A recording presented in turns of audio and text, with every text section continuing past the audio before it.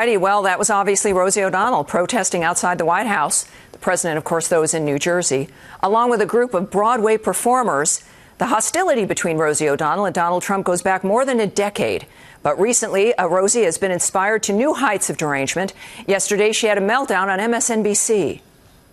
He should not be president, and I don't believe that he's a legitimate president. I believe if it wasn't for Russia, he never would have won. He's a horrible human with no soul, and he has a very serious mental disorder. There are so many psychiatrists who are trying to get out the duty to warn. They wrote a book. This guy is in no means mentally stable enough to run this country, and he should be impeached, and every congressman who hasn't filed those articles should lose their job.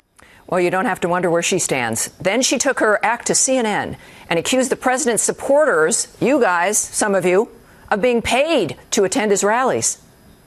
First of all, people are paid, Chris. You know that. People were paid since he went down on the escalator. He pays people to show up at those but rallies. I don't know that that's why he gets tens of thousands at the rallies. I think he captures a lot of emotion for people. He doesn't get tens of thousands.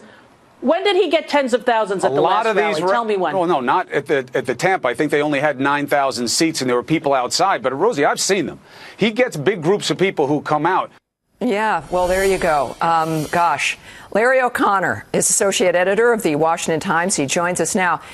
Larry, isn't it a sign of the continued detachment from reality to say that Donald Trump is paying supporters? In a way, I want all Democrats to think that because they really don't understand what's going on.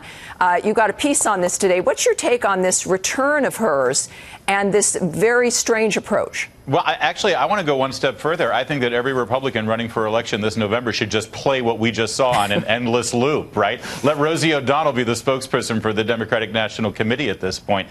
It really is a new level of derangement, but also a lot of the things that she's saying there that we just saw are just patently offensive, not just to Trump supporters, but let's start with mental illness. I mean, Rosie has been public about her own bout with depression. I don't know if you've known anyone with real legitimate mental illness. One thing you don't do is accuse somebody of having mental illness when they don't, or if they haven't said that they do. It's offensive. It uses the idea of having mental illness as some sort of pejorative. It's obnoxious. She did the same thing with the president's son, Barron, and suggested that the president's son had autism. It's so out of bounds. She is just a horrible, horrible human being, and now she's rallying people in front of the White House, Tammy. It's disconcerting. Well, and you know, Broadway especially. I live in New York. Yeah. Broadway is an industry that relies on the tourism of Middle America. It's average Americans. For some, it's a bucket list issue, but traveling to New York is a fabulous, fun thing to do. It's their audience. And it seems to me, I know some people were there who were like we're in Hamilton, but when and the tickets are not cheap. We're asking Americans to spend a lot of money to see them perform, and I love performers. I think they're terrific. But isn't this? And you know, everybody's got a right to be political. But doesn't this harm, as considering the nature of what we've been experiencing in America, doesn't this harm, beyond Rosie O'Donnell, this kind of activism, doesn't it harm both their industry and the Democrat Party in general? I worry about that. I used to work in this industry, actually, before Andrew Breitbart discovered me and plucked me out of obscurity to be a political pundit of all things. I used to work in the management business on Broadway and in Los Angeles. Right. And I adore this industry. I adore the art form. But, you know, if the entertainment business leans to the left, Broadway leans so far to the left, they've fallen over and they can't get up. They really are.